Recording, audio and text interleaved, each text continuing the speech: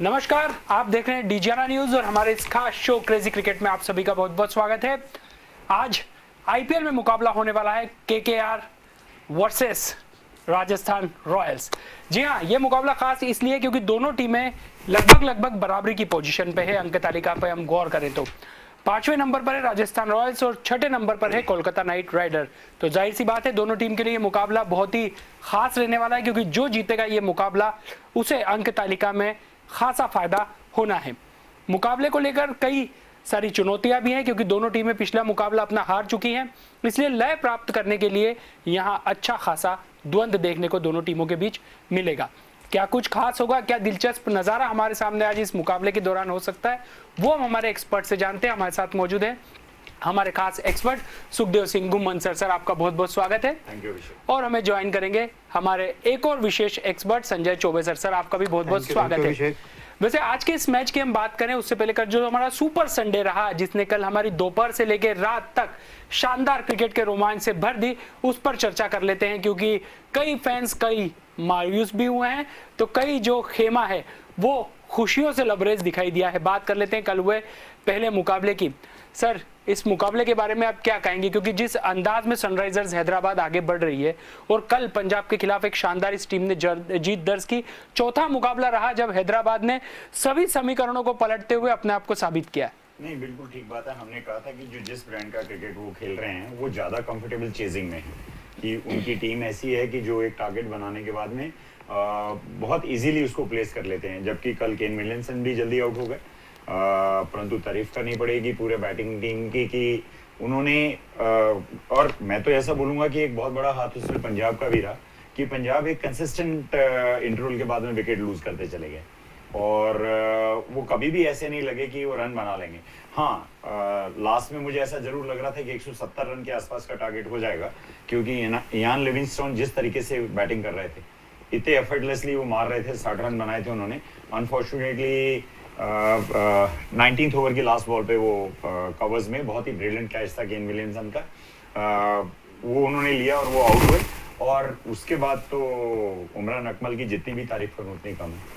Last over Punjab के 19 ओवरों में 151 रन थे 3 विकेट के ऊपर, 18.5 में लास्ट 7 बॉलों में 5 विकेट गिरे, कि 4 विकेट जो हैं वो उमरान ने लास्ट ओवर में लिए। और जबकि उस समय लग रहा था कि ये दोनों बैट्समैन जो हैं आराम से 15-20 रन लास्ट ओवर में बन जाएं, क्योंकि स्लॉग ओवर्स में अगर आपका सेट बैट्समैन है। और इयान लिविंगस्टन ने तो एक नई तरह का बैटिंग आजाद किया है कि वो किस तरह से हट जाते हैं और थर्ड मैन के ऊपर चौके हैं, छक्का मारते हैं। फाइन लेग थर्ड मैन की बात करें तो वो कोई भी बॉल अगर बैट पे नहीं आ रही है, स्लो बॉल आ रही है, कुछ भी, तो इतना बढ़िया वो बैक स्कूप में, उसको हम बैक स्कूप ही बोल सकते हैं कि स्विच हिट है, वो स्विच हिट भी नहीं कह सकते कि टर्न किया है, पर हाँ बहुत ही खतरनाक इम्प्रोवाइजेशन है। और अगर हम उसका स्ट्राइक रेट देखें और कनेक्टिविटी उस पर्टिकुलर बॉल की देखें तो ऑलमोस्ट 99% कनेक्टिविटी है। एक बॉल को मैंने उसको मिस करते हैं देखा है।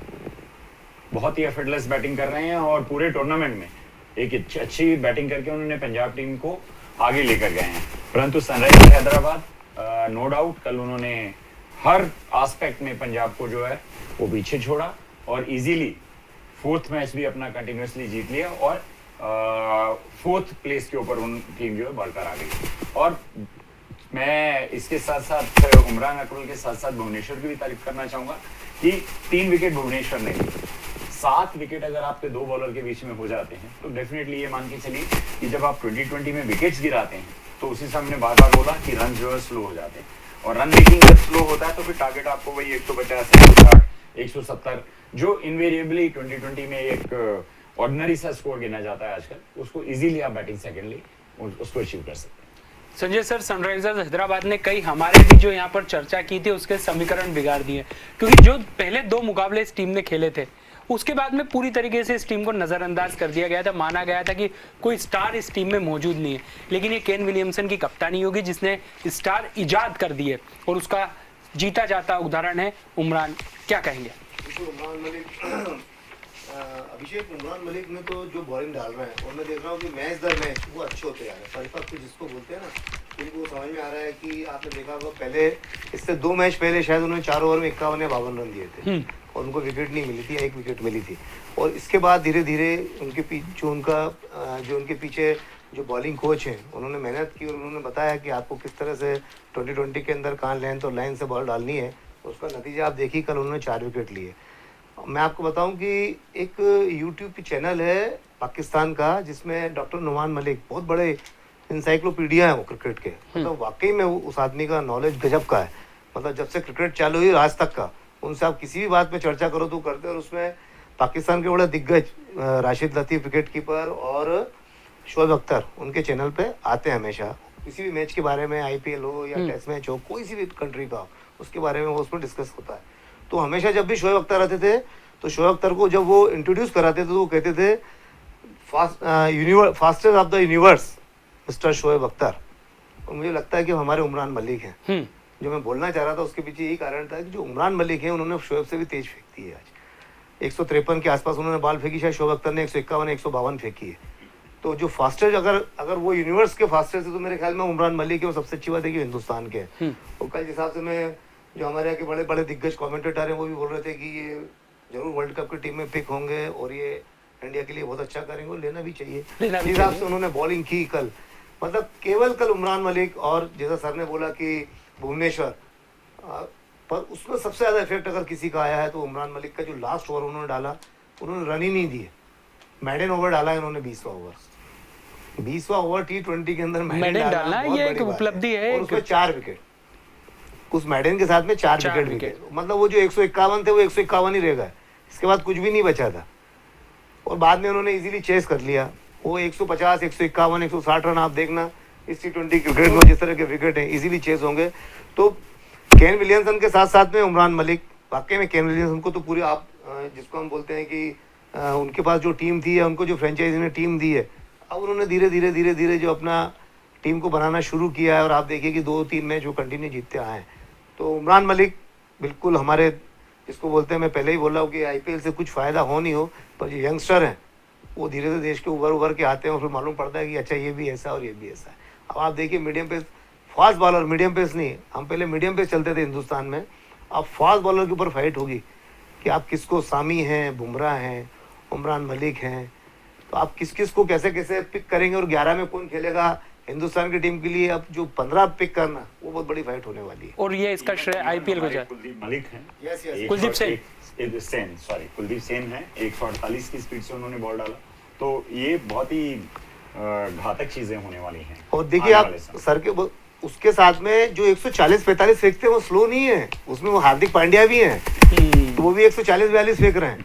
उमेश यादव हैं, वो भी 144-145 फेंक रहे हैं और वो भी बॉल बहुत अच्छी डाल रहे हैं। अभी पूरे T20 के अंदर आप देखो कि वो सारे मैचेस में उन्होंने बहुत अच्छी बॉल डाली है। तो जो कंपटीशन मीडियम पेसर जो तेज बॉलर के बीच में होने वाला है वो बहुत शानदार होने वाला है। ये कंपटीशन संजय, ये जो मैच था, इस मैच में क्योंकि स्टैंड इन कैप्टन थे शिखर धवन, अग्रवाल जो हैं वो मयंक अग्रवाल ठीक नहीं थे, ही वाज इल, तो वो नहीं खेले थे। तो उन्होंने पोस्ट मैच प्रेजेंटेशन में बोला कि हम 30-40 रन शॉर्ट थे और सेकेंडली बॉल जो है वो बहुत बाउंस जो था वो ज़्यादा था और हम उस बाउंस को हैंडल नहीं कर पाए। वो बाउंस ज़्यादा होना कहीं ना कहीं दिखाता है कि आप जो फास्ट बॉलिंग स्ट्रेंथ बोलते हैं कि वो बैट्समैन को रेटल करती है, बैट्समैन को शेक करती है, उसको हरी करती है अपना स्ट्रोक खेलने के लिए। और वही चीज़ें होती हैं जो आपको आपका नेचुरल गेम खेलने से रोकती हैं। जब आप अनकंफर्टेबल जोन में जाते हैं तब आप गलत स्ट्रोक लगता है और आपका विकेट जाता है। उमरान ने बॉलिंग तो अच्छी करी, उसके साथ 2 कॉटन बोल्ट थे। हमने देखा किस तरह से जितेश वर्मा ने उनको पुल मारने की कोशिश करी और बॉल खड़ी होगी, क्योंकि बहुत स्पीड में वो बॉल थी, बहुत तेज गेंद थी वो।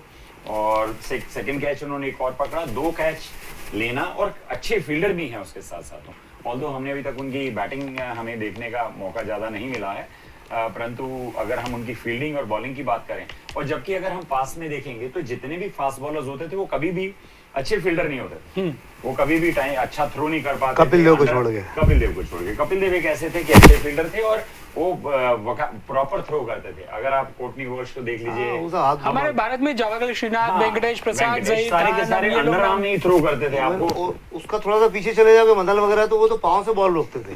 पहले रोकते थे, पहले पैर से रोक के आगे जाते थे, फिर पीछे मुड़ के आते थे, फिर धीरे से फेंकते थे। तो वो उसका कोई अभी कोई कंपैरिजन नहीं है। तो ये चेंजेस लाया है फटाफट क्रिकेट जो है 2020 जो है। और जो नए कप्तान जितने भी आए हैं उन सब ने अपना फिटनेस जो है वो इतना इम्प्रूव किया है और अपनी टीम का फिटनेस इतना इम्प्रूव किया है कि जैसे मैं कल भी बोल रहा था कि सुरेश रैना की जब हमारी बात चल रही थी कि उसको लेने से कितना फायदा होगा, तो मैंने कहा था कि जो आपकी स्ट्रेंथ हो, अगर वही आपकी वीकनेस हो जाए। आप सबसे अच्छे फील्डर थे क्योंकि आप फिट थे। अब आप अगर फिजिकली फिट नहीं, ओवरवेट है, तो डेफिनेटली आपका फील्डिंग स्टैंडर्ड नीचे जाएगा। और आप इतने अच्छे बैट्समैन थे और क्योंकि फिजिकल फिटनेस नहीं होने के कारण से आपको वहां निग्लेक्ट किया जा रहा है। तो आज इस गेम का जो सबसे प्राइम रिक्वायरमेंट है वो है फिजिकली फिट होना और तीनों डिपार्टमेंट में काम करना। अब एक चीज का स्पेशलाइज जो भी होगा उसके लिए अनलेस अनटिल आप टॉप ऑफ द वर्ल्ड हैं, आपकी एज ए बैट्समैन अगर आप बोलें तो आपकी एवरेज 50-55 है कम से कम, तो आपके बारे में सोचा जा सकता है। आपका स्ट्राइक रेट कम से कम 130-35 है मिनिमम, तो आपके बारे में सोच सकते हैं। अन्यथा आपको तीनों डिपार्टमेंट में काम करना होगा, तभी आप किसी फ्रेंचाइजी में या किसी कंट्री की टीम में सिलेक्ट हो पाए। दूसरा मैं बोल रहा था कि जो पंजाब ने आखिरी के 5 ओवर थे, उन 5 ओवर में उन्होंने केवल जो अपना क्या बोलते हैं लैंगवर्थ ने 5 ओवर में 5 ही बॉल खेली है। उनको 5 ही बॉल, मतलब 19 ओवर के लास्ट बॉल तक वो आउट हुए, उसके पहले केवल 5 ही बॉल खेल पाए, उनको स्ट्राइक ही नहीं मिले। स्मिथ एक ओवर में 3 बॉल बीट होते थे, फिर एक बॉल में छक्का मारा है, चौका मारा है, इसके बाद लास्ट बॉल पे 1 रन ले लेते थे। तो वो एक वो रीजन भी है कि जो रन नहीं बने पंजाब के, उसका एक रीजन ये भी था। तो कुल मिलाकर एक भारतीय क्रिकेट में अब तेज गेंदबाजी के भी नए युग का उदय होने वाला है, ये कहना अतिशयोक्ति नहीं होगा, क्योंकि हमने मीडियम पेसर बॉलर तो तमाम देखे हैं जिन्होंने अपने प्रदर्शन के बल पर भारतीय क्रिकेट को नई ऊंचाइयों पर पहुंचाया है। लेकिन अब बारी है बदलते दौर की, स्पीड की, तेज गेंदबाजी की, और उसमें इस आईपीएल ने एक ऐसे हीरे को हमारे सामने लेकर आया है जिसके बाद में अब कहीं ना कहीं आने वाले समय में तेज गेंदबाजी को लेकर भी हम कई शानदार प्रतिभाएं इस खेल के माध्यम से देख सकेंगे। बात करते हैं कल के दूसरे मुकाबले की, जिसमें एक बार फिर सबसे वजनदार टीम इतिहास में जो मानी रही है आईपीएल के, वो टीम परास्त हुई है। हम बात कर रहे हैं चेन्नई की। सर, छीन ली है गुजरात ने टीम, और गुजरात ने अपना दम दिखाया है, मिलर द किलर, और उससे ज्यादा अगर किसी ने कमाल किया है तो वो राशिद खान। बिल्कुल ठीक बात है। मैंने कहा कि क्रिकेट जो दिमाग से खेला जाता है, और आपका दिमाग अगर अच्छा हो, दिमाग अच्छे से का मतलब अगर पॉजिटिव माइंडसेट है तो आप अच्छा क्रिकेट खेलेंगे, और नेगेटिव हो तो ऐसा ही होगा, आप जीता हुआ मैच भी हार जाएंगे। बम्बई और चेन्नई, इन दोनों के लिए कुछ भी अच्छा नहीं हो रहा है। ये चाह रहे हैं और ज्यादा अच्छी कोशिश करते हैं। थोड़ा से कल ग्लिम्सेस में हमको लगा कि रविंद्र जडेजा वही और फिर वापस आ रहा है। उन्होंने कल रन भी किए, विकेट भी लिए, परंतु मैं तो ऐसा बोलूंगा कि जैसा आपने कहा था कि लखनऊ सुपर जायंट्स और गुजरात टाइटंस जो हैं, ये दोनों ब्लेस्ड टीम है, दोनों ब्लेस्ड फ्रेंचाइजीज है। कि कल देखिए हार्दिक पांड्या जो थे वो इंजर्ड थे, थोड़ा उनको ग्राइंड में टाइटनेस थी, तो वो बाहर बैठे। मैथ्यू वेड को उन्होंने ड्रॉप करके विद्यमान साया को खिलाया, और जो उनके सबसे अच्छे बैट्समैन वो गोल्डन डक पे आउट हो। तो आप 2 मेन बैट्समैन आपके जो हैं वो बाहर हो गए, और उसके बाद में भी देखिए मिलर आता है, और आपने बोला किलर, तो उन्होंने खत्म ही कर दिया। और उनको जो सबसे बड़ा सपोर्ट मिला वो कप्तान, stand in captain Rashid Khan से मिला। 21 बॉलों पे 40 रन किए। क्रिस जॉर्डन की 1 ओवर में 25 रन उन्होंने बनाए, और वो पूरा मैच को उन्होंने अपने सर के पलट के रख दिया। उस समय तक ऐसा लग रहा था कि शायद ये रन नहीं बन पाएंगे, बट उन्होंने बोला कि मेरी बात हुई थी मिलर से, और मैंने उसको कहा था कि अगर मैं इस ओवर में 20 रन बना दूंगा तो हम ये मैच आराम से जीत जाएंगे। 3 ओवरों में 50 रन की जरूरत थी, 21 बॉल 50 रन, और 18 पे 25, और फिर उसके बाद तो आप सबको मालूम ही है कि किस तरीके से। और एक यही दिखाता है कि टीम में कैरेक्टर क्या है। उन्होंने ये भी कहा कि हमारी टीम बहुत लंबा बैट नीचे करती है, हमारे टेलएंडर्स भी जो हैं वो अच्छी बैटिंग करते हैं। हमें सिर्फ ये था, हमें पहले ही पता था कि हम एक बैट्समैन शॉर्ट है। हमने ये कहा था कि नंबर 6 और नंबर 7 पे जो बैटिंग करने आएगा उनको एक्स्ट्रा एफर्ट डालनी होगी, ताकि हम वो एक बैट्समैन को मिस ना करें। ये बहुत अच्छी बात है किसी स्टैंड इन कैप्टन की, क्योंकि वो अफगानिस्तान की कैप्टनसी करना एक अलग बात है, एक आईपीएल की या एक बड़ी कंट्री की कैप्टनसी करना जो है ना, वो ड्रीम होता है किसी का। और वहां आकर आप जिस तरह की बात करते हैं, जैसा आपने कहा कि मैं जब आया था, क्योंकि हम देखिए हम सब लोग राशिद को बॉल के साथ जानते हैं, हमने उसको देखा है कि ठीक आके 5 रन 10 रन 15 रन चाहिए देते हुए देखा, पर आप उस समय आए जब क्रंच सिचुएशन है, एक अच्छा बैट्समैन आपका साथ है, खेल रहा है, और एज ए कैप्टन आपका कंट्रीब्यूशन जो है, आपने विकेट नहीं लिए, रन कम दिए, वहां आपने कंटेन करके रखा, पर जब आपको बल्ला मिला तो आपका बल्ला भी बोला।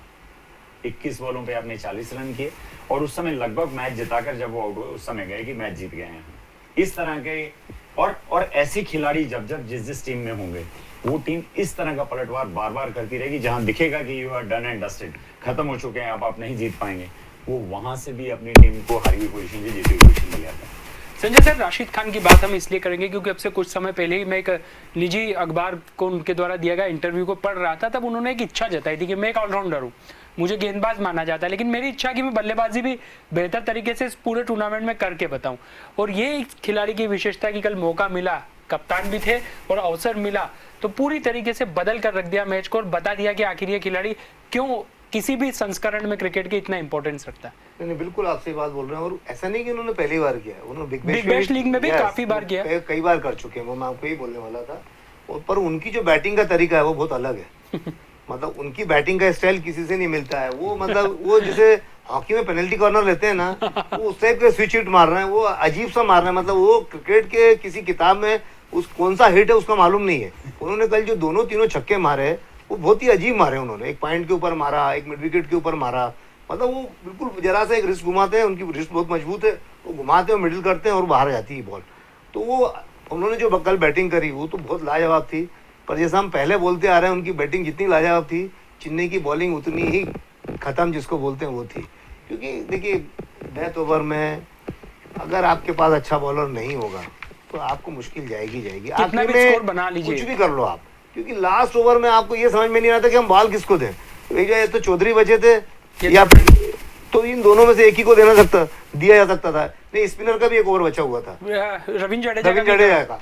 पर अब तीनों रविंद्र जडेजा पे इसलिए वो चांस नहीं ले सकते थे पिछले ओवर में पिटाई हो चुकी थी। तो अब किसको दें बॉल? अगर ये सिचुएशन टीम की आ जाएगी कि हम किसको दें, उसके लिए आपने देखा होगा कि वो सब हडल बना के धोनी और वो सब खड़े हुए थे। और बाद में तो मुझे तो ऐसा लगने लग गया था कि 10-11 जैसी राशिद बैटिंग करने आए और उन्होंने मारना चालू किया था तो पूरी कप्तानी महेंद्र सिंह धोनी कर रहे थे। फिर जडेजा केवल फील्डर का काम कर रहे थे कि वो बार बार फील्डिंग प्लेसमेंट चेंज करना। और शिवम दुबे के पास बॉल नहीं दिखी तो उसको प्लेसमेंट चेंज करके वहाँ मिड विकेट पे भेजना, मिड विकेट से कवर्स में भेजना और कवर से मिड विकेट पे भेजना। तो पूरा काम जो कर रहे थे वो महेंद्र सिंह धोनी कर रहे थे। पर आखिरी में आके उनको भी लगा कि अब मैं बॉल किसको दूं, तो फिर बॉल जॉर्डन से करवाई, क्योंकि एक सबसे एक्सपीरियंस बॉलर वही थे उनके पास। जबकि उसके पहले वाले ओवर में उनके 25 रन जा चुके थे, एक्सपेंसिव साबित हुए वो। पर उनके पास कोई मुझे चॉइस नहीं है। तो मैं आपको यही बोल रहा हूँ कि जो फ्रेंचाइजी ने गलती करी है ना, उसका टीम को भुगतान करना पड़ रहा है। कि आप अगर आखिरी ओवर में 16 रन 15 रन या 17 3 ओवर में 51 रन, ये 21 बॉलों में अगर आप 51 रन अगर आप सेव आपको नहीं कर पाएंगे तो फिर आप कुछ भी नहीं कर सकते। नहीं, मैं तो ये भी बोलूंगा संजय कि उसके साथ साथ फील्डिंग का भी दोष देना चाहिए। 2 इंसिडेंसेस कल मैच में ऐसे रहे। शिवम दुबे ने एक कैच छोड़ा जी डेविड मिलर का, जिसकी जो कि एक हाफ हार्टेड अटेम्प्ट था। आप उस तरह के प्लेयर को जो ऑलरेडी सेट है, खेल रहा है और आपको लग रहा है ये एक ही बैट्समैन है, you can not be A complacent, you can not leave A catch. Secondly, जब लास्ट में क्रिस जॉर्डन जैसा प्लेयर, इंटरनेशनल प्लेयर है, हम कभी भी कोई अगर किसी को रन आउट करना होता है तो हमें सम्स के पीछे जाना पड़ता है। कि हम सम्स के पीछे, अगर वो बॉल वहां रिसीव करके उसने किया होता तो बहुत इजीली वो रन आउट था।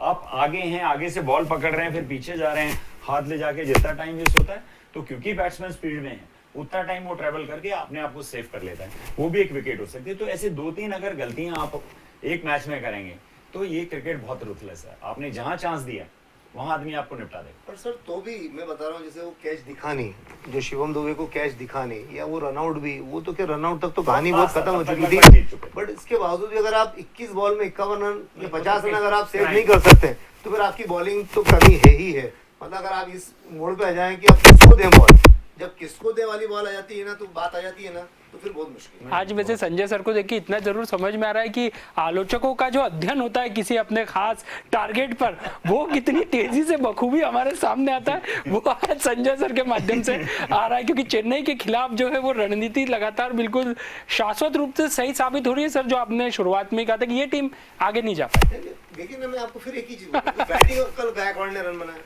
मतलब ऐसा नहीं था कि उन्होंने कोई बहुत बड़ा स्कोर किया। 170 रन चेसेबल स्कोर है। आप बताइए गुजरात के 54 पे 4, अगर 54 रन पे 4 विकेट के बाद विकेट हो अगर गए। गुजरात जीती है तो मतलब आपकी बॉलिंग कमजोर है ना, तभी जीती है। तभी जीती है। ये एक सबसे बड़ा जो कमजोर पहलू चेन्नई सुपर किंग्स का सामने आया है वो रहा है गेंदबाजी का। और फिलहाल मुंबई और चेन्नई जैसी वजनदार टीमें आईपीएल के इस संस्करण में सबसे ज्यादा परेशान होती हुई दिखाई दे रही हैं। और ये मानकर चला जाए कि अगर जो टीमें प्लेऑफ की दौड़ से बाहर होगी उसमें फिलहाल ये दोनों टीमें शुरुआती दौर में कहीं ना कहीं ये साबित करने की स्थिति में आ चुकी है। सहमत है सर? देखिए दिल तो मान रहा है पर दिमाग अभी भी नहीं अब चमत्कार की उम्मीद है। नहीं, देखिए चमत्कार मैंने कहा कि क्रिकेट जो है वो निश्चितताओं का खेल है और गिवन डे के ऊपर कोई भी अच्छी से अच्छी टीम दूसरी टीम को हरा सकती है। और ये दोनों टीम ऐसी हैं जिन दोनों में पोटेंशियल है। ऐसा नहीं है कि इनमें कोई कमी है या किसी में बहुत ज्यादा एडवांटेज है और इनमें नहीं है। ये सिर्फ मैटर ऑफ क्लिकिंग होता है, मैटर ऑफ कॉन्फिडेंस होता है। आप एक आध मैच जीतेंगे तो आप लय में आ जाएंगे। बहुत मुश्किल लगता है पर फिर भी आज भी मैथमेटिकली उनको रूल आउट नहीं किया जा सकता। 5 मैच किसी ने खेले, किसी ने 6 खेले, हमने 14 मैच खेलने हैं। अगर 6 भी बोलेंगे तो भी 8 मैचेस बाकी हैं। बहुत टफ है क्योंकि ऑलरेडी टीमें 3 मैच 2 मैच 4 मैच जीत चुकी हैं। तो 3-3 4-4 जिन्होंने जीती उनके पास भी उतना ही मौका है आगे बाकी जो भी मैचेस 8 बचे हैं या किसी के 9 बचे हैं उसको जीतने के लिए। बट फिर भी अगर ये टीमें अच्छा करेंगी तो कंपटीशन लेवल और बढ़ेगा और हम लोगों को एक अच्छा क्रिकेट देखने को मिलेगा। मेरे ख्याल में ये टीम सर ये कर सकती है, अब ये खुद तो नहीं जा पाएगी पर ये क्या दूसरों को जाने से जरूर मतलब पैर पकड़ के खींचने का काम जरूर कर सकती है कि किसी को 2 मैच हरा दिया, किसी को 3 हरा दिए, खुद भी नहीं जा पाएगी, दूसरों को जाने में जरूर अड़ंगा डालेगी, जरूर ऐसा काम करेगी। दोनों टीमों में से अगर आपसे एक चॉइस मारा जाए, वैसे मेरे को आपका जवाब पता है कि जो आगे आपकी नजर से जाना चाहिए मुंबई या चेन्नई, किसको आप देंगे? नहीं, चेन्नई तो सॉरी मुंबई तो डेफिनेटली बाहर हो गई है। अब मुंबई तो एक भी मैच नहीं जीता तो मुंबई तो बाहर ही है। मतलब अगर आप मुझसे पूछेंगे तो मुंबई पहली फुर्सत में बाहर हो गई है। दूसरी टीम चेन्नई है ही, उसमें तो कोई फर्क ही नहीं है। तो कुल मिलाकर मुंबई और चेन्नई के प्रशंसक और आलोचक फिलहाल दोनों नाराज हैं, दोनों एक कैटेगरी में आ चुके हैं क्योंकि जो परफॉर्मेंस इस टीमों ने दिया है वो वाकई में काफी मायूसी भरा है। और फिलहाल अब बात कर लेते हैं आज के मुकाबले की, क्योंकि आज भी अहम मुकाबला है। पॉइंट्स टेबल के लिहाज से आज का मुकाबला बहुत ज्यादा मैटर करता है। सर क्या कहेंगे केकेआर वर्सेस? बिल्कुल ठीक बात है, मिड टेबल फाइट है। 5वें 6ठे नंबर के ऊपर है, 4 टीम ऊपर है, 4 नीचे, ये दोनों ही बीच में है। तो दोनों की फाइट है, दोनों ही बाउंस बैक करना चाहेंगी। दोनों पिछले मैच हार कर आई हैं, दोनों 6-6 पॉइंट के ऊपर है। तो बहुत सारी सिमिलरिटीज हैं टीमों में और दोनों ही जो है स्पिन को और स्लो बॉलर्स को सबसे अच्छे खेलने वाली टीम है। अगर आप उधर संजू सैमसन को देखेंगे, आप उधर जोस बटलर को देखेंगे, हम इस तरफ आकर देखेंगे राणा को देखेंगे या हम रसेल को देखेंगे, तो ये स्लो बॉलर्स के लिए तो किलर्स हैं। स्पिनर्स के लिए जो है बहुत मुश्किल काम है। दोनों स्पिन हैवी हैं। इधर अच्छे स्पिनर्स की हम अगर बात करेंगे तो राजस्थान रॉयल की तरफ से अश्विन खेल रहे हैं, युजवेंद्र चहल खेल रहे हैं। उधर हम बात करेंगे तो सुनील नारायण खेल रहा है और वरुण चक्रवर्ती हैं। ऑल्दो वरुण चक्रवर्ती और अगर हम अश्विन की परफॉर्मेंस दोनों में देखें तो दोनों टीम में थोड़ा थोड़ा दोनों के अगेंस्ट नेगेटिव पार्ट लगता है। वरुण चक्रवर्ती इस स्पेसिफिक एडिशन में 15th एडिशन ऑफ आईपीएल में बहुत अच्छा नहीं कर पाए हैं। टीम उनकी तरफ देख रही है कि क्योंकि वो उनके मिस्ट्री स्पिनर हैं और वही कुछ ज्यादा मिस्ट्री नहीं कर पा रहे हैं। अश्विन की बात करेंगे तो अश्विन को केकेआर टीम ने बहुत बुरी तरीके से मारा हुआ है। उनकी स्ट्राइक रेट भी उनके अगेंस्ट बहुत अच्छी है और ये इनके जो भी मेन बैट्समैन उनको कभी बहुत एक आध बार उन्होंने डिसमिस किया होगा, जो एक बैट्समैन के लिए बहुत बड़ा कॉन्फिडेंस बूस्टर होता है कि मैं इस बॉलर से आईपीएल में आउट नहीं हुआ हूं या मेरी स्ट्राइक रेट इस पे 260 है या 180 है, तो मैं और वो बॉलर के ऊपर भी एक प्रेशर रहता है, यार ये मारता है, इससे आउट ही नहीं होगा कभी। साइकोलॉजिकल गेम होती है, दिमाग से खेला जाता है क्रिकेट पहले, उसके बाद अब हम लोग ग्राउंड पे जाते हैं, विकेट पे जाकर बॉल डालते हैं या बैटिंग करते हैं। तो लगभग सेम ब्रांड ऑफ क्रिकेट दोनों टीम खेलती हैं। वो भी राजस्थान रॉयल भी जो है मारकर खेलती है और ब्रेंडन मिकल ने तो लाइसेंस टू किल दे रखा है कि आप एज ए बैट्समैन जाइए और जैसा मर्जी बल्ला आड़ा टेढ़ा चलाइए, रन चाहिए, रन आने चाहिए और हमें जल्दी रन बनाने हैं। तो दो एक तरह की खेलने वाली टीमें लगभग 1 पॉइंट्स में दोनों के 6-6 हैं। सिर्फ 5 राजस्थान रॉयल ने 5 मैच खेले हैं, केकेआर ने 6 खेले हैं। 1 मैच केकेआर ज्यादा खेल चुकी है। पॉइंट्स टेबल में 6ठे और 7वें नंबर पे हैं, 5वें और 6ठे नंबर पे हैं। और जिस तरीके से बाउंस बैक उनको अब करना चाहिए, क्योंकि दोनों टीम को अगर हम देखेंगे तो दोनों काफी बैलेंस टीम है, बट अनफॉर्चुनेटली जितना एक्सपेक्टेशन हमने किया था, यहाँ जो 2 नए बच्चे हैं उन्होंने आके जो स्पॉइल स्पोर्ट किया है जो इस गेम को थोड़ा सा उलटफेर किया है, उसने आकर बाकी सारी फ्रेंचाइजीज को जो है हिला दिया, ऊपर से नीचे, नीचे से ऊपर कर दिया, क्योंकि वो दोनों बहुत अच्छा ब्रांड ऑफ क्रिकेट खेल रहे हैं। उनकी टीम कॉम्पोजिशन, और टीम कॉम्पोजिशन भी छोड़ दीजिए, मैं गुजरात टाइटन की कल की बात कर रहा था, मैं अभी भी बोल रहा हूँ, हार्दिक पांड्या ऑलराउंडर, वो हर जगह दिख रहा था, कैच पकड़ रहे हैं, बॉलिंग कर रहे हैं, विकेट ले रहे हैं, बैटिंग कर रहे हैं, नॉट आउट रह रहे हैं, वो बाहर। शुभमन गिल 94 रन बनाते हैं, 80 रन बनाते हैं, गोल्डन डक। उसके बाद में भी आपका एक बैट्समैन आता है और सब साफ सफाई करके चला जाता है। तो इस तरह की टीमें जब आएंगी तो हमें ये जो बड़ी टीमें जिनके हम बात कर रहे हैं, नाम ले रहे हैं, वो कहीं ना कहीं अपसेट होंगे। वैसे सर इस बार हम देख रहे हैं कि जो ऑक्शन हुआ उसमें कई टीमों ने खिलाड़ी रिटेन नहीं किए और वो बदला भी ले रहे हैं। खास तौर पर हम बात करें केकेआर की तो दिनेश कार्तिक क्या गजब बल्लेबाजी कर रहे हैं अपनी टीम के लिए। ये केकेआर के खिलाड़ी हुआ करते थे, क्या फ्रेंचाइजी मानती होगी कि कुछ गलतियां हुई है ऐसे खिलाड़ियों को? मेरे ख्याल में दिनेश कार्तिक जब कलकत्ता नाइट राइडर्स से खेल रहे थे तब ऐसा परफॉर्मेंस नहीं किया था। तो वो रिलीज अब उन्होंने कर दिया, अब वो यहाँ के परफॉर्म कर रहे हैं। तो क्रिकेट में तो क्या होता है, अप एंड डाउन चलता रहता है भाई। उस टाइम फॉर्म में नहीं था, फॉर्म में, तो वो एक मान सकता हूँ। पर आप देखिए, अगर आप कलकत्ता से बात करेंगे तो भी कलकत्ता की टीम ऐसी टीम नहीं है कि उन्होंने जिनको रिलीज किया और उसके बाद उन्होंने जिनको पिक किया तो वो कोई खराब टीम है। हाँ। कलकत्ता की टीम बैलेंस टीम है। उनके आप जैसे नीतीश राणा रन नहीं बनाने तो उन्होंने पिछले मैच में रन बनाए, तो अब टीम में सारे लोग, अब एरन फिंच आ गए हैं, तो मुझे उम्मीद है कि वो अगर आज खेलेंगे तो जरूर रन बनाएंगे। वेंकटेश अय्यर का जरूर उन्होंने एक 50 बनाया पिछले 6 मैच में, तो वो जरूर थोड़ा सा है, अगर वो रन बनाने लग जाएंगे तो आप देखना कलकत्ता की टीम बहुत अच्छी है। आंद्रे रसल, सुनील नारायण, मतलब उनके यहाँ हिटर भी हैं, मारने वाले भी हैं, रोकने वाले भी हैं, सभी तरह के, और ऑलराउंडर अच्छे हैं उनके। गेंदबाजी कॉम्बिनेशन भी ठीक, उनका कॉम्बिनेशन खराब नहीं है। पर अगर आप बोलेंगे, अगर फिर मैं बोलूंगा चेन्नई का, तो फाफ डु प्लेसिस को छोड़ दिया उन्होंने। अब फाफ को छोड़ दिया और उसको आरसीबी में जाने दिया। आप देखिए कितना बड़ा नुकसान है। गायकवाड़ ने 5 मैचों में रन नहीं बनाया, 5वें मैच में जाके रन बनाया, 4 मैचों में रन नहीं बनाया, तो चेन्नई की हालत कैसी? जबकि अच्छा पार्टनर फाफ मिले थे तो वो भी रन बना पा रहे थे। जो टूर्नामेंट था उसमें 550 रन 560 के आसपास बनाए थे गायकवाड़ ने, और 500 रन के आसपास बनाए थे फाफ डु प्लेसिस। तो टूर्नामेंट जीते थे, उसका सबसे बड़ा रीजन ये था कि दोनों बैट्समैन इन्फॉर्म थे और दोनों बैट्समैन ने 1000 रन के आसपास बनाए थे, तो वो बहुत बड़ा फैक्टर था। पर वो इस बार नहीं है, और बॉलिंग में भी वैसे ही हो गया है। सर वेंकटेश अय्यर को लय प्राप्त करना जरूरी दिखाई दे रहा है यहाँ से, क्योंकि हम देखें कि भारतीय टीम में चयन के लिहाज से भी देखें तो ऑप्शन इस आईपीएल के बाद मैनेजमेंट के बाद बढ़ते हुए दिखाई दे रहे हैं। ऐसे में इस खिलाड़ी ने जिस अंदाज में खुद को पिछली बार साबित किया था, अब एक बार फिर ये दौर है कि जो बचे हुए मुकाबले उनको हमें पिछले साल वाला वेंकटेश देखने को मिले। नहीं डेफिनेटली। देखिए क्या होता है क्योंकि आपका टीम में, जैसा मैंने कहा कि ब्रेंडन मैकलन एक इस तरह के हेड कोच हैं जो अपने प्लेयर्स को लिबर्टी देते हैं कि लाइसेंस तो खेल जाइए, आप जाकर जिस तरह से भी बैटिंग करना है करिए, मुझे रन ऑन बोर्ड चाहिए। और उनका कोई ना कोई बैट्समैन क्लिक करता है और उस थ्योरी के ऊपर वो सक्सेसफुल होते जा रहे हैं।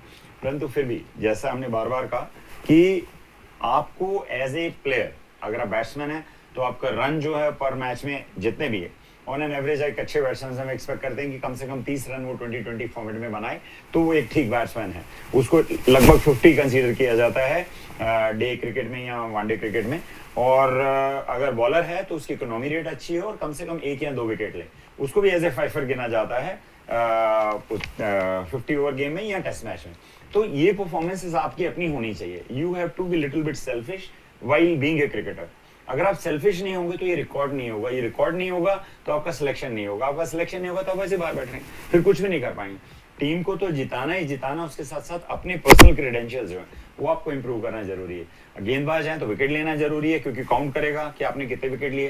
कंजूसी भी दिखाना जरूरी है कि आपने रन कितने दिए। और बल्लेबाज के लिए आपको रन तो बनाना ही बनाना है, साथ में इस फॉर्मेट में, फटाफट क्रिकेट के फॉर्मेट में आपकी परफॉर्मेंस भी जो है कम से कम, और स्ट्राइक रेट जो आपका 135 प्लस होना चाहिए। ये आप करेंगे तो ही आप अगले सिलेक्शन में हो पाएंगे। अगर मैं थोड़ा सा मध्य प्रदेश की सोच से ऊपर उठाऊं तो मुझे ऐसा लगता है कि ये बहुत हेल्दी कंपटीशन है, होना चाहिए। हार्दिक पांड्या एक अच्छा क्रिकेटर है, उनको बैक इंजरी थी, वापस आए हैं, वापस आने के बाद उन्होंने बहुत अच्छा परफॉर्म बैट के साथ में भी किया है, फील्डिंग से भी किया है, कैचेस लिए हैं और बॉलिंग से भी किया है। हमें इस तरह के जब मिलेंगे तो ये जरूरी नहीं कि हम एक ही ऑलराउंडर खिलाएंगे।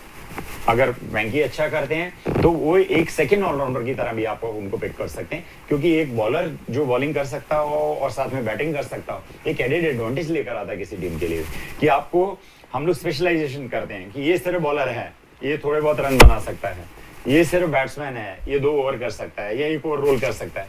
जो ये 1 ओवर रोल वाली बात होती है या 2 ओवर या 4 ओवर, अगर आप जैसे हार्दिक पांड्या अब 4 के 4 ओवर कर रहे हैं, ऐसे ही अगर अनफॉर्चुनेटली अभी तक हमने देखा है कि जितने भी मैचेस हुए हैं वेंकी को, जबकि हम ऑलराउंडर है और उसको इसका सिलेक्शन भी ऑलराउंडर कैटेगरी में होता है, परंतु टीम मैनेजमेंट ने कभी इतना कॉन्फिडेंस उस पर नहीं दिखाया कि उससे 4 ओवर करवा लिया जाए। कभी 1 करवाते हैं, कभी करवाते ही नहीं है, कभी 2 करवाते हैं। तो उस तरह से आपकी प्रतिभा निखर कर सामने नहीं आएगा। आपको 4 ओवर मिलेंगे, क्योंकि एज ए बॉलर ऑल्सो अगर आपको 1 ही ओवर मिलता है तो 1 ओवर तो आपको सिर्फ लाइन लेंथ सेट करने में लगता है कि हर परिस्थितियां अलग होती हैं, कंडीशंस अलग होती है, सिचुएशन उस समय अलग होती है, कौन सा बैट्समैन खेल रहा है, right hander left hander combination है, आपको आपका एंगल चेंज करना होता है। जब तक आप 3-4 ओवर नहीं डालेंगे, आप में एक्चुअल पोटेंशियल क्या है वो खुलकर सामने नहीं आएगा और आपको कोई देख भी नहीं पाएगा और ना ही आपकी परफॉर्मेंस जो है बेहतर हो पाएगी। उसमें मैं बोला था कि वेंकटेश अय्यर की जब आप बात करो ना, तो आप मान के चलना है कि वो बैटिंग ऑलराउंडर है। उनको सबसे पहले परफॉर्मेंस बैटिंग में देना पड़ेगा, बॉलिंग से नहीं वो टीम में आएंगे। एक दूसरा, इंडिया टीम की अगर आप बात करो तो उसमें तो अभी आपको हर जगह कंपटीशन है। ओपन से लेके आप देखेंगे कि केएल राहुल के साथ ओपन करेंगे रोहित शर्मा, फिर हैं अपना विराट कोहली, फिर हैं सूर्य कुमार यादव, श्रेयस अय्यर, फिर ऋषभ पंत, जडेजा, हार्दिक पांड्या। तो मैं आपको बता रहा हूँ कि जो पहले 11 है ना, वो मैं आपको अभी बता सकता हूँ कि ये 11 अगर फिट होते हैं तो ये 11 ही रहेंगे, इसके अलावा कोई 12वां नहीं। तो मैं 15 भी बता सकता हूँ। तो कंपटीशन मतलब ईशान किशन कहीं लाइन में नहीं, जबकि वो अच्छे बैट्समैन और विकेट कीपर है वो, क्योंकि वो सेकंड विकेट कीपर का काम और केएल राहुल करेंगे। क्योंकि अगर ईशान किशन, हाँ, तो वो क्या होता है कि जो इंडिया, हम अगर अभी इंडिया टीम का सोच रहे हैं तो अभी बहुत टफ कंपटीशन है, और मतलब जितना बैट्समैनों में है उतना ही बॉलरों में है, उसमें स्पिनर भी है और उसमें अपना फास्ट बॉलर्स भी है, क्योंकि हमने राइट हैंड में चहल का तो नाम ही छोड़ दिया उसमें। तो इतना टफ कंपटीशन है कि आप सोच नहीं सकते। हिंदुस्तान की टीम बनाना मतलब इतना बहुत आसान भी है और बहुत मुश्किल भी है। संजय, मैं तो एक चीज और बोलूंगा, देखिए बॉलर भी जब हम बात करेंगे हमें 5 चाहिए, बैट्समैन भी जब हम बात करेंगे हमको 5 चाहिए, 6 चाहिए। सबसे मुश्किल बात है विकेट कीपर के लिए। हमने देखा है कि सदियों में ऐसा हुआ है कि एक कीपर एस्टेब्लिश होता है और उसकी आड़ में हमारे बहुत सारे विकेट कीपर जो डंप हो जाते हैं। सिमिलरली हो रहा है, जैसा आपने कहा कि ईशान किशन एक अच्छा कीपर भी है और अच्छा बैट्समैन भी है, पर वो क्यों नहीं आ सकता है? क्योंकि हमारे पास ऑलरेडी ऋषभ पंत है, और स्टैंड इन कीपर की अगर हम बात करेंगे तो हमारे पास ऑलरेडी केएल राहुल है। संजू सैमसन की बात करेंगे तो हम देख रहे हैं कि किस तरह से वो बैटिंग कर रहे हैं, कितनी अच्छी कीपिंग कर रहे हैं। परंतु ये भी एक आयरनी है कि उस समय वो आए हैं जिस समय ऑलरेडी एक जगह भर चुकी है। महेंद्र सिंह धोनी जितना टाइम कीपिंग करते रहे वो कीपर रहे, कीपर तो थे ही थे, साथ में कप्तान रहे। एक कप्तान और कीपर आप कीपर की चलिए एक बार सोच सकते हैं कप्तान को ड्रॉप कैसे करेंगे, और वो कीपर है तो वो साथ में आता है, वो कीपिंग ही करेंगे। तो उस समय में हमने देखा कि किस तरह से विद्यमान साहब आज भी हैं, उसके बाद हमारे दिनेश कार्तिक हैं, उनके साथ क्या हुआ देखिए आप। वो हमेशा बेचारे वेट ही करते रहे बेंच स्टैंड के ऊपर कि ये कभी इंजर्ड होगा तो मैं खेलूंगा, कभी इंजर्ड ही नहीं हुआ। इतने फिजिकली फिट थे और इतना अच्छा क्रिकेट खेलते थे।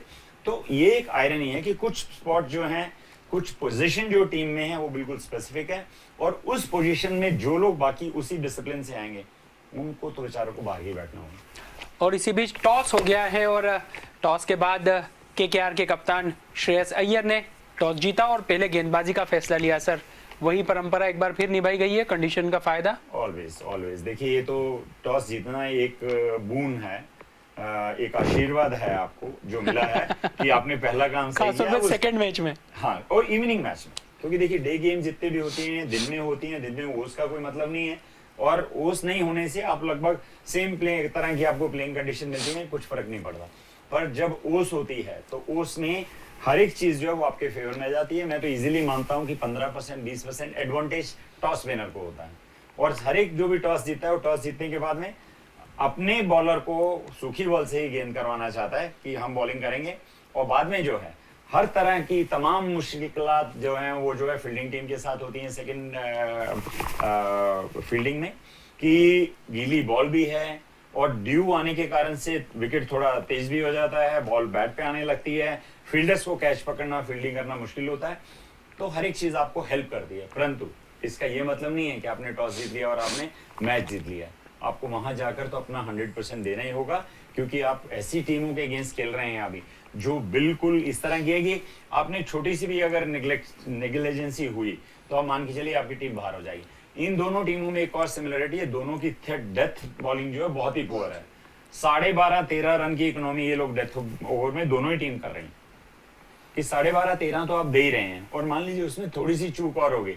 जिस ब्रांड के बैट्समैन ये हैं कि संजू सैमसन बात करें, हम हेटमायर की बात करें, हम जॉस बटलर की बात करें, हम उधर चले जाएं तो नीतीश राणा की बात करें, हम उधर रसल अर्नल्ड की बात करें, हम सुनील नारायण की बात करें, ये लोग ऐसे हैं कि ये गलती वो माफ नहीं करते हैं। और ऊपर से दोनों टीमों में खासियत ये है कि जितने स्लो बॉलर हैं उन स्लो बॉलर को तो बहुत लंबा लंबा मारते हैं। तो टॉस जीतना जो है वो आपके लिए कुछ बहुत बड़ा एडवांटेज नहीं, हाँ आप एक कदम डेफिनेटली आगे आ गए हैं। अब बाकी कदम आपको बढ़ाना ऐसा है ताकि आपकी टीम जो है उन जो प्लान ए आपकी मैनेजमेंट ने दिया है, जो कप्तान ने बनाया है, उसको आप जाकर फुलफिल करें, उसको एग्जीक्यूट करें, डेफिनेटली आपका एडवांटेज रहेगा। एक फ्रंट फुट पर आने का मौका मिल जाता है शुरुआत में ही मुकाबले की। और सर फ्रंट में कौन सी टीम रह सकती है आपकी चॉइस? देखिए दोनों टीम अच्छा खेल रही है, बट फिर भी एडवांटेज जबकि टॉस केकेआर के साथ है, मैं मेरी जर्सी के साथ में ऑनेस्ट रहूंगा। और मुझे जिस ब्रांड का क्रिकेट राजस्थान रॉयल खेल रही है, और आज मुझे लगता है कि ट्रेंट बोल्ट भी वापस आएंगे, वो इंजर्ड थे और नहीं खेले थे, और उधर से ब्रेविस भी जो है केकेआर के लिए वो आ सकते हैं। ऑल्दो उन्होंने एरन फिंच को रिप्लेस किया था, एरन फिंच सिर्फ एक ही मैच खेला है, वो थोड़ा सा उनको देखना जो है वो जरूरी होगा कि किस तरीके से वो खेल पाते हैं या नहीं खेल पाते हैं। टीम न्यूज़ के हिसाब से रवीज आज भी बाहर बैठे हैं, एरन फिंच को खिलाया गया है। तो दो प्लेयर और आने से दोनों टीमों को कुछ ना कुछ फायदा मिलेगा। और बट फिर भी मुझे लगता है कि राजस्थान रॉयल की बैटिंग जिस तरह की है और प्लस उनके पास में जो गेंदबाज है, भारी पड़ेगी। हाँ वो भारी पड़ेगी सर मेरे ख्याल से कि दोनों टीमें सेम ही है ऑलमोस्ट, और इसीलिए पॉइंट टेबल में भी हम देखें लगभग समान। मतलब अगर आप ये बोलेंगे ये भारी है ये भारी है, तो मुझे लगता है कि जो सर ने बोला कि टॉस का एडवांटेज है, वो एक बार केकेआर को मिल सकता है कि भाई अगर हमने टॉस जीता और पहले फील्डिंग करी तो बाद में हो सकता है कि अगर 170-180 रन पे अगर उनको रोकते हैं तो वो एक फ़ायदा मिल सकता है। अदरवाइज मुझे नहीं लग रहा है कि कोई बहुत अंतर होगा, और मुझे लगता है कि जो आज बेहतर माइंड के साथ में उतरेगा उसको जरूर एक चॉइस तो एक चीज और सॉरी, हाँ आप पहले मेरा चॉइस मैं कलकत्ता के साथ जाऊंगा बिल्कुल। जी पर मेरा यही मानना है कि देखिए, क्योंकि अगर हम राजस्थान रॉयल के पुराने मैचेस जितने भी देखेंगे वो सब 193, 200, 210 इस तरह के स्कोर उन्होंने हाई स्कोरिंग रहा है, और ये विकेट भी वैसा है, वॉर्न स्टेडियम में हो रहा है और ये बैटिंग पैराडाइज है। तो रन फिर आप मान के चलिए कि कहीं से भी कहीं 200 के आसपास बनते हुए नजर आ रहे हैं, वो बनेंगे। इसके साथ एक दो स्टैटिस्टिक्स आपके साथ शेयर करना चाहूंगा कि सुनील नारायण जो हैं वो मोस्ट कैप्ड प्लेयर हैं आईपीएल में, और अब ये उनका 150वां मैच होगा अगर आज वो खेल रहे हैं, 150वां मैच खेल रहे हैं। और संजू सैमसन जो है वो अगर आज 49 रन बना लेते हैं तो वो T20 में 5000 रन पूरे करेंगे। तो ये खास आंकड़े जो आज हम दिलचस्प जो यादगार बना सकते हैं इस मुकाबले को, वो हम जरूर देख सकते हैं। खासतौर पर सुनील नारायण पर सभी की निगाहें रहेंगी। आईपीएल मिस्टर आईपीएल कहा जाए उन्हें, केकेआर के साथ लंबे समय से जुड़े रहे और उनके परफॉर्मेंस की बात करना तो सूरज को दिया दिखाने के समान होगा। लेकिन कुल मिलाकर दोनों टीमें राजस्थान रॉयल्स और कोलकाता नाइट राइडर एक समान ताकत है, एक समान कमजोरी है, और यही वजह है कि अंक तालिका में भी लगभग एक जैसा प्रदर्शन करके दोनों टीमें एक दूसरे को कंपटीशन देती हुई दिखाई दे रही है। लेकिन आज की कंपटीशन बता देगी कि कौन ज्यादा सर्वश्रेष्ठ है, कौन ज्यादा उत्कृष्ट है। इंतजार कीजिए, क्योंकि जब बराबर की टीमें मैदान में उतरती है तो क्रिकेट का रोमांच हम सभी को चरम पर ले जाता है। लेकिन फिलहाल हमारी इस खास पेशकश में इतना ही। लेकिन डीजाना न्यूज पर खबरें जारी, हमारे साथ बने रहिए। इजाजत दीजिए, नमस्कार।